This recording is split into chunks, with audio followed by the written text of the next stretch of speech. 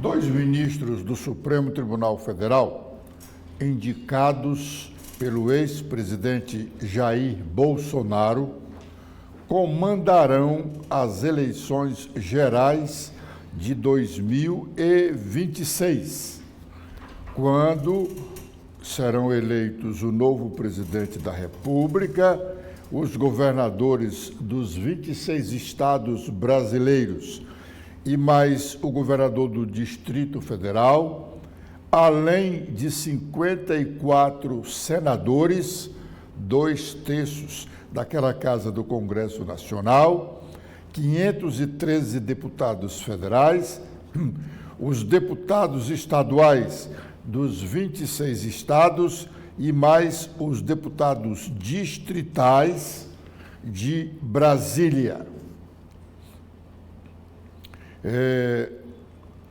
Hoje, por decisão do próprio Tribunal Superior Eleitoral, o ex-presidente Jair Bolsonaro é inelegível. Os dois ministros que são do Supremo Tribunal Federal, mas atuarão também no Tribunal Superior Eleitoral, ou já estão trabalhando a partir de agora, e estarão comandando as eleições de 2026, são o primeiro que foi nomeado pelo ex-presidente Jair Bolsonaro, o ministro Cássio Nunes Marques. Aliás, ele está no tribunal como efetivo há poucos dias. Ele foi o primeiro ministro supremo nomeado por Bolsonaro.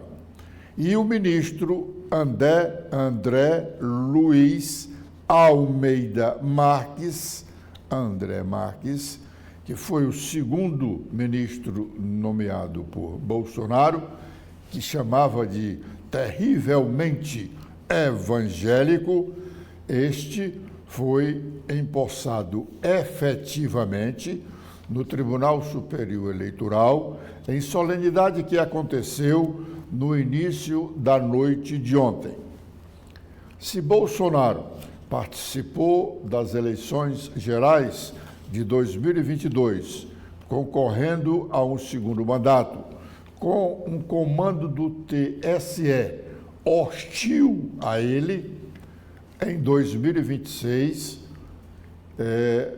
os ministros que foram indicados por Bolsonaro, amigos dele, é que vão comandar as eleições gerais.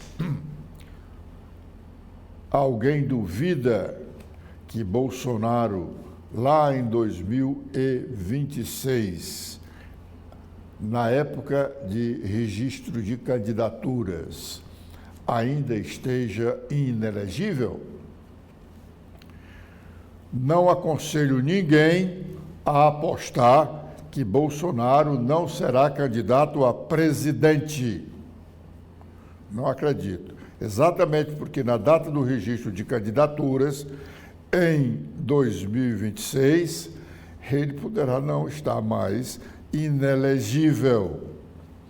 Lembremos da situação do presidente Lula. O presidente Lula estava inelegível até início de 2022 e mais, estava preso, pois deixou de estar inelegível, foi solto, concorreu às eleições e é hoje o presidente da República.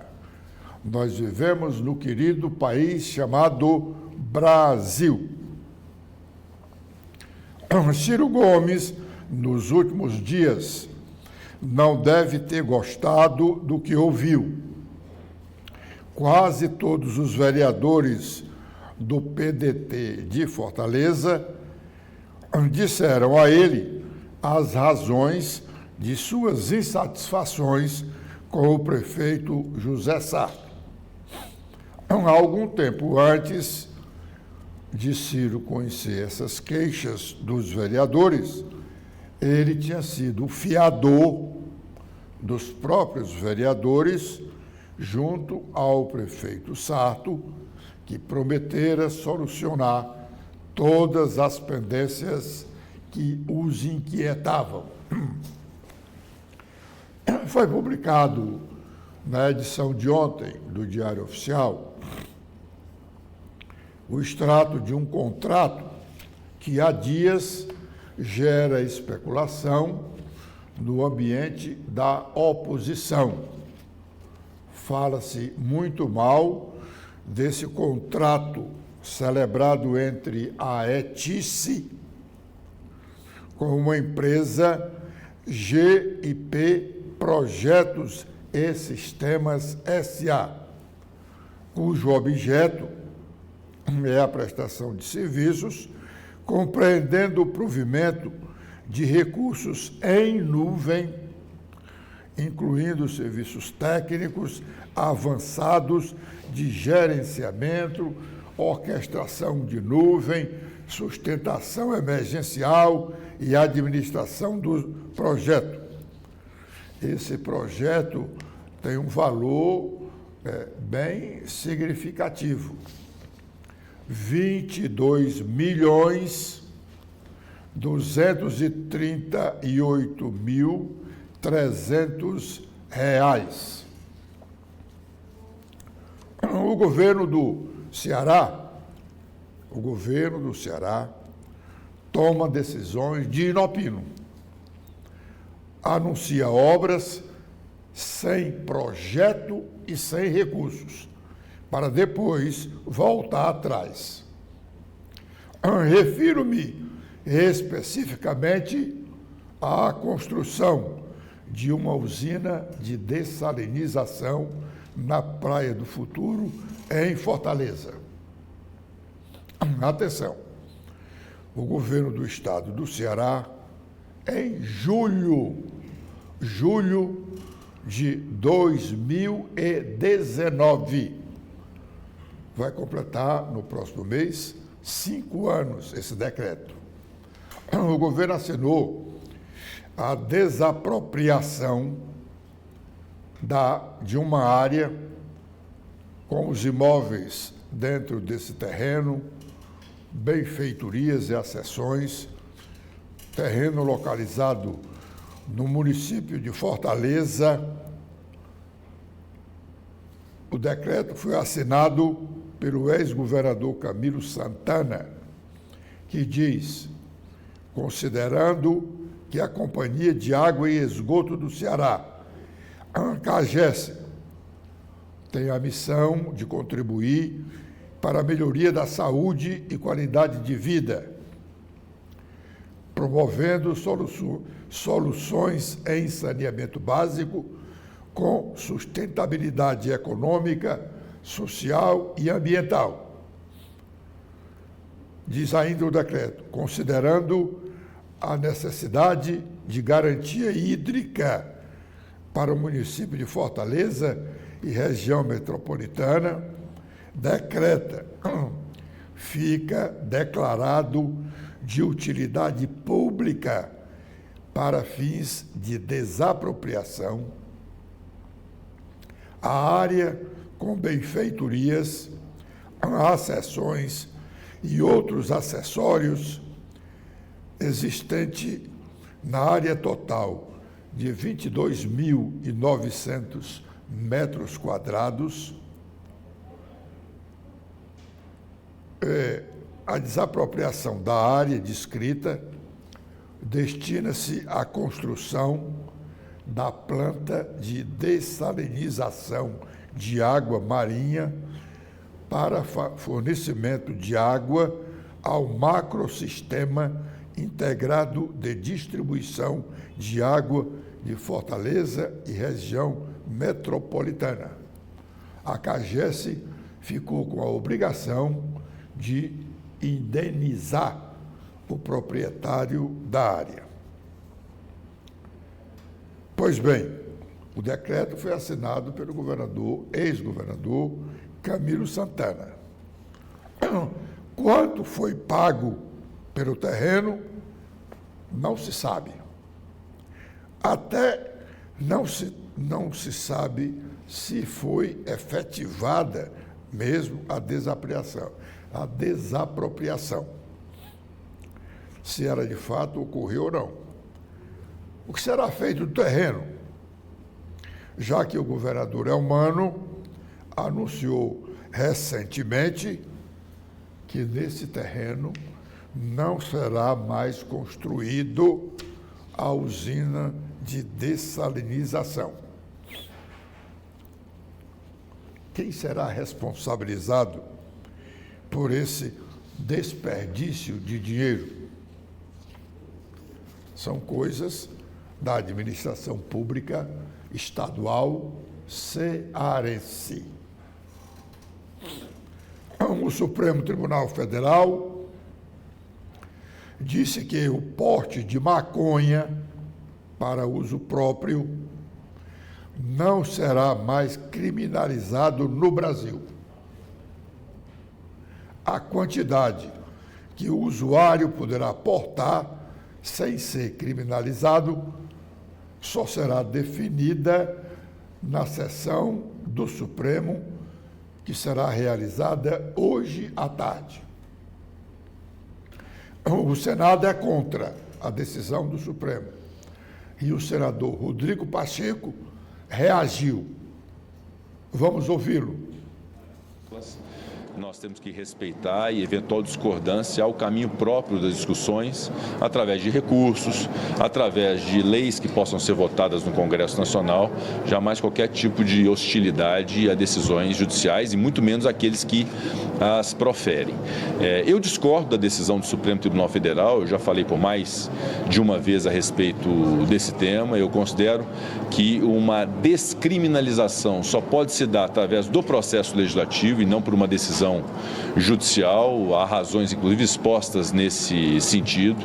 Essa questão das drogas e da descriminalização das drogas é uma ideia que é suscitada em diversas partes do mundo, mas há um caminho próprio para se percorrer nessa discussão, que é o processo legislativo, a própria consideração de determinadas substâncias como substâncias entorpecentes ilícitas, ou seja, há um critério técnico para se dizer se uma substância deve ser considerada um entorpecente ilícito ou não, e há um rol. Realmente isso, eu acho que a discussão sobre legalização é uma discussão que pode ser feita e eu a respeito, mas há caminhos próprios para isso e uma decisão no âmbito de um recurso extraordinário, dando a ele repercussão geral, acaba gerando um vácuo e uma lacuna jurídica importante no Brasil, ou seja, substância entorpecente na mão de quem a tem para poder fazer o consumo é um insignificante jurídico sem nenhuma consequência a partir dessa decisão do Supremo Tribunal Federal. E essa mesma quantidade da mesma substância entorpecente na mão de alguém que vai repassar um terceiro é um crime hediondo de tráfico ilícito de entorpecentes. Então há uma discrepância nisso, acaba gerando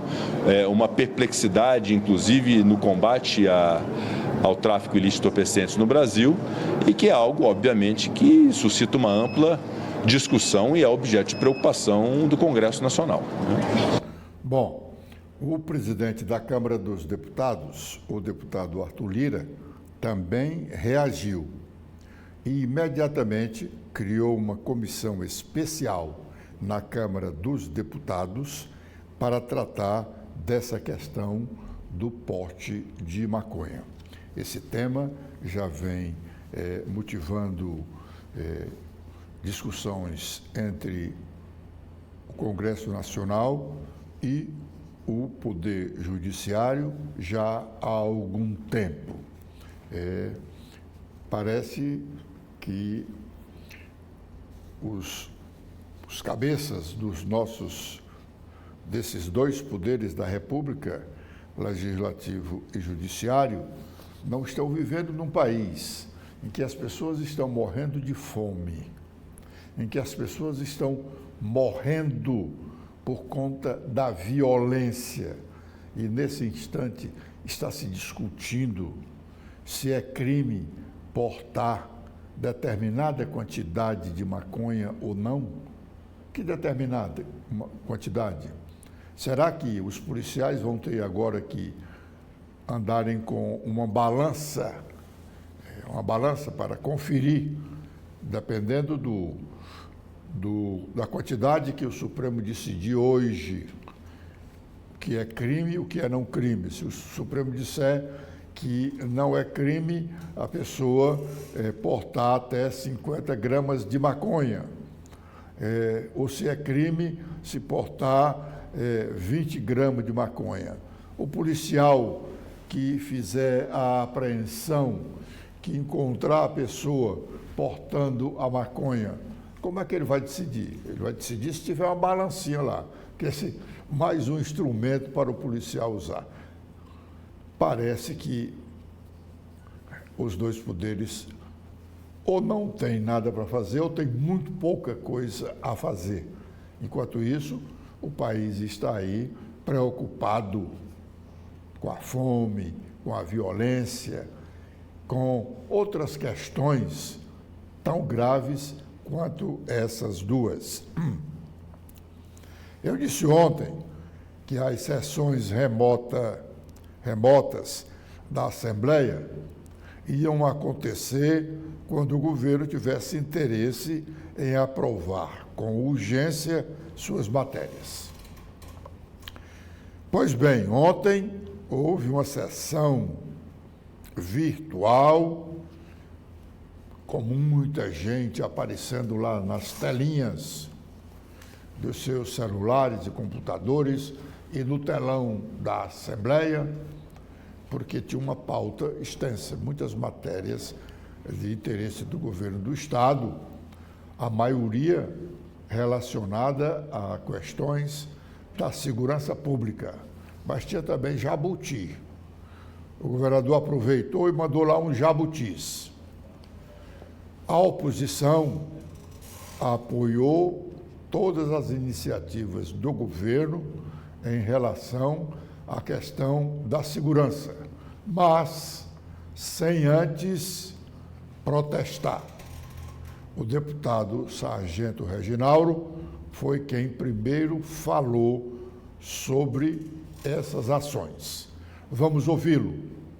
É importante que o governo tivesse se comportado de uma forma diferente e termos hoje, diante inclusive de todo o trabalho que o governador está fazendo aí nas redes sociais, com a imprensa, de mostrar que finalmente está assumindo o protagonismo do problema do enfrentamento da criminalidade, depois de quase 1 ano e meio de mandato, mas isso deveria ter sido tratado à parte. Nós hoje éramos para estar discutindo, ainda mais com a dificuldade que estamos tendo, essas matérias de forma isolada.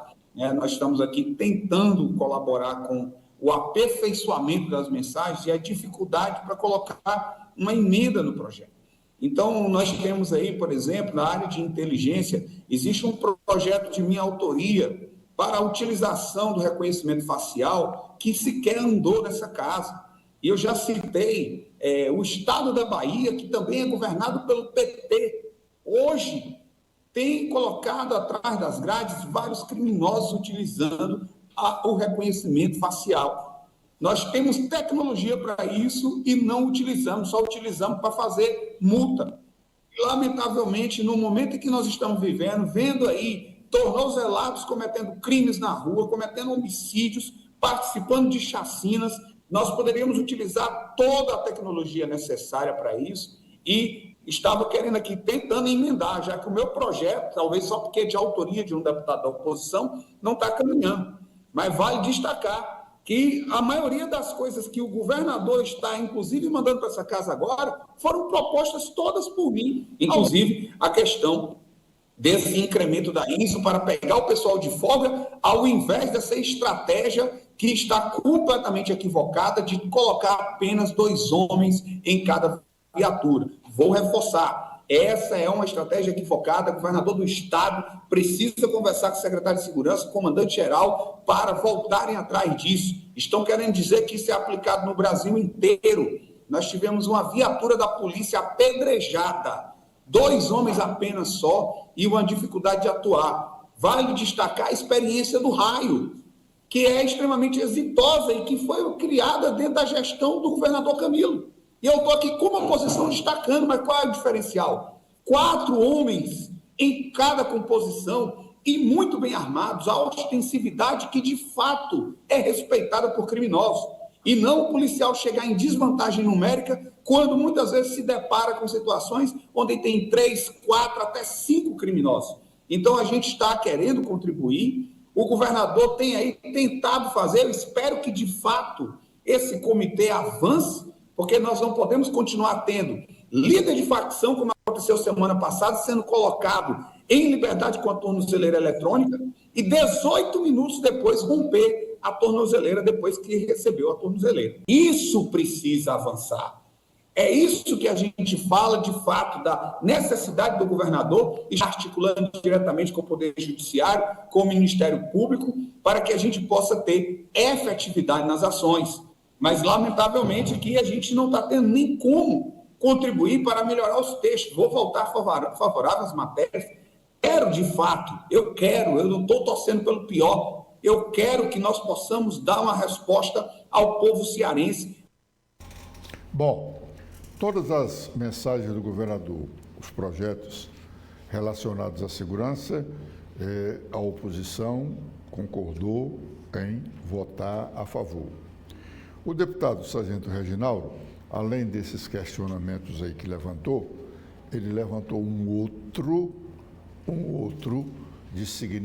também de significativa importância.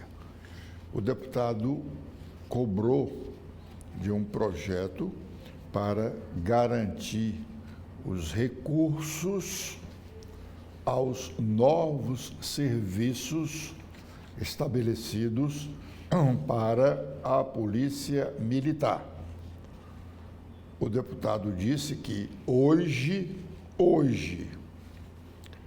o recurso que a polícia tem para abastecer os seus carros, os carros da administração e os carros do policiamento, esses recursos acabam na metade do mês. Não há recursos para gasolina ou combustível.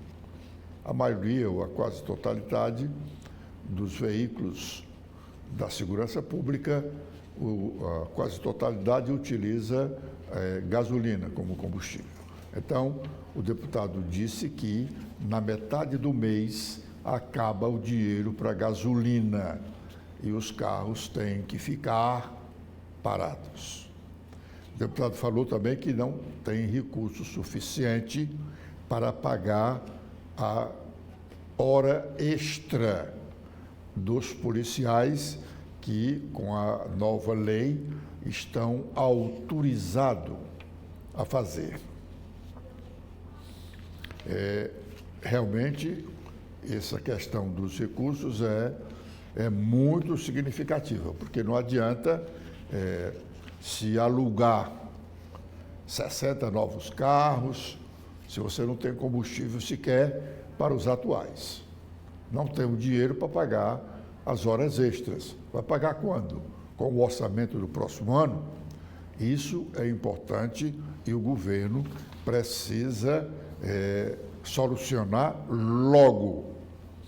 Quando eu falei em Jabuti, nas mensagens do governador, que foram várias, uma diz que altera a lei 17.080, de 23 de outubro de 2019.